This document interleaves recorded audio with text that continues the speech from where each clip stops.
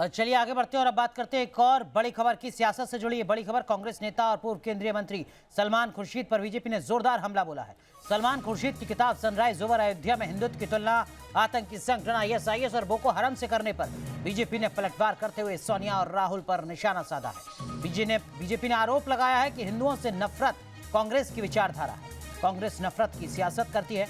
खुर्शीद ने जो लिखा है वो कांग्रेस की ही विचारधारा है। सोनिया राहुल के इशारे पर हिंदुओं का अपमान किया जा रहा है। बीजेपी प्रवक्ता ने गौरव भाटिया ने आरोप लगाया है कि खुर्शीद ने हिंदुओं की भावना को कुचला है।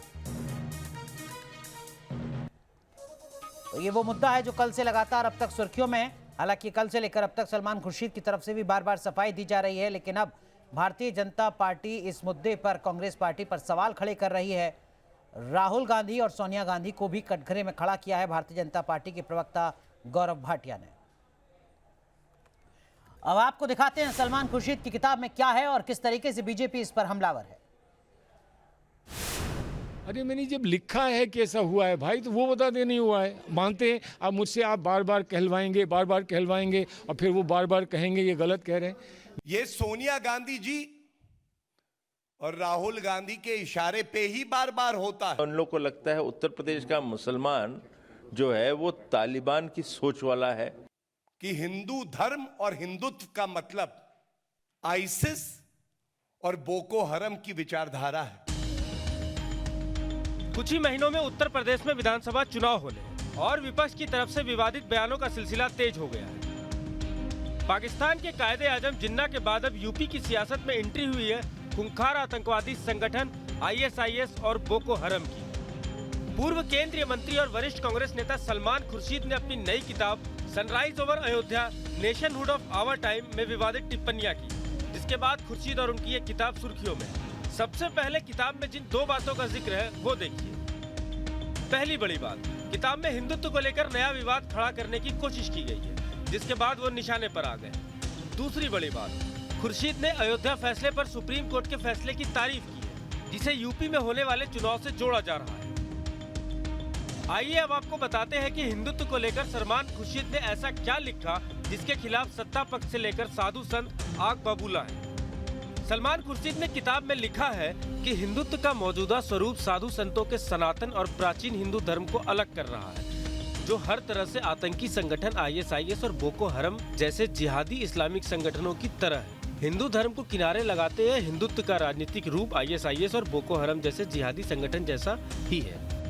ये आज कांग्रेस पार्टी की विचारधारा है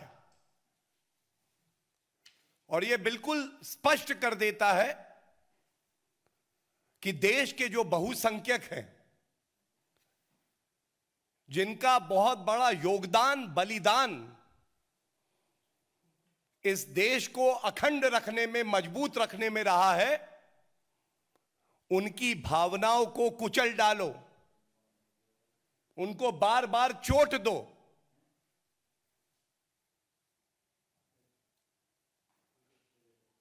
ये सोनिया गांधी जी और राहुल गांधी के इशारे पे ही बार बार होता है।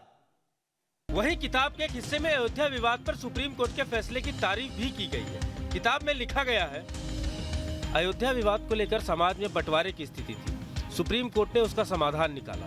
कोर्ट के फैसले ने काफी दूर तक देखने की कोशिश की है। ऐसा फैसला जिससे ये ना लगे कि हम हारे तुम जीते। वहीं किताब के एक हिस्से में अयोध्या मंदिर पर सुप्रीम कोर्ट के फैसले की सलमान खुर्शीद ने तारीफ की। इसको इस देश में समझना ज़रूरी है और ये मेरा एक लक्ष्य था कि मैं इस फैसले का समर्थन करते हुए लोगों को समझाऊं कि ये फैसला उनके लिए एक उपलब्धि क्यों है। कहाँ जाता हर एक व्यक्ति, कहाँ जाता सुप्रीम कोर्ट में, लाइब्रेरी में जाकर किताब निकालता, 1500 पेजेस पढ़ता, कितना समझता, कितना नहीं समझता, कितनी वकालत आती है, कितनी नहीं आती है। तो इसलिए मैंने ये किताब लिखी और मैं मानता हूँ कि एक बड़ी उपलब्धि सुप्रीम कोर्ट ने प्रस्तुत की है हमारे देश के लिए और हमको इसका फ़ायदा उठाना चाहिए। तो अपनी ही पार्टी कांग्रेस को सॉफ्ट हिंदुत्व और अल्पसंख्यक परस्ती के नाम पर निशाने पर ले लिया। मेरी अपनी पार्टी कांग्रेस में चर्चा अक्सर इस मुद्दे की तरफ मुड़ जाती है। कांग्रेस में एक ऐसा तबका है जिन्हें इस बात पर पछतावा है कि हमारी छवि अल्पसंख्यक समर्थक पार्टी की है। यह तबका हमारी लीडरशिप की जनेऊधारी पहचान की वकालत करता है। इन्होंने अयोध्या पर आए फैसले पर प्रतिक्रिया देते हुए यह घोषणा कर दी कि अब इस स्थल पर भव्य मंदिर बनाया जाना चाहिए। इस रुख ने निश्चित तौर पर सर्वोच्च न्यायालय की ओर से दिए गए आदेश के उस हिस्से की अनदेखी की जिसमें मस्जिद के लिए भी जमीन देने का निर्देश दिया गया था। पुस्तक के विमोचन पर दिग्विजय सिंह ने भी राग अलापा। अपने विवादित बयानों के कारण चर्चा में रहने वाले दिग्विजय सिंह ने राम मंदिर आंदोलन के बहाने आरएसएस, बीजेपी और लाल कृष्ण आडवाणी की राजनीति पर जमकर आरोप लगाए। जब उनका 1984 में 2 सीटों पर आकर वे सिमट गए तो उन्होंने इसे राष्ट्रीय स्तर पर मुद्दा बनाने का निर्णय किया, क्योंकि अटल बिहारी वाजपेयी जी का गांधीयन सोशलिज्म 1984 में फेल हो गया था।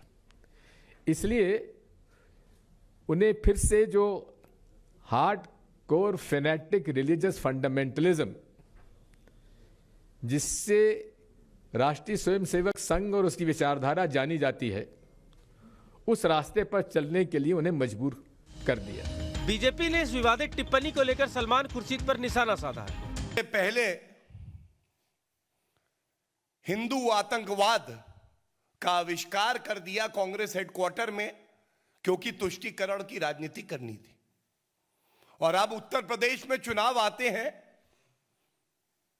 तो इच्छाधारी हिंदू राहुल गांधी और प्रियंका वाड्रा गांधी उत्तर दें, क्या उत्तर प्रदेश के हर शहर में जाके, हर गली में जाके ये कहने की हिम्मत उनकी होगी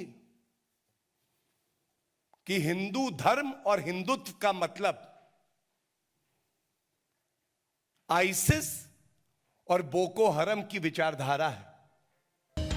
यूपी में विधानसभा चुनाव का काउंटडाउन शुरू हो चुका है और कांग्रेसी इस राज्य में चुनावी मुकाबले में आने के लिए जी तोड़ कोशिश कर रहे हैं। ऐसे में सलमान खुर्शीद और दिग्विजय सिंह के ये बयान कांग्रेस के लिए भारी पड़ सकते हैं।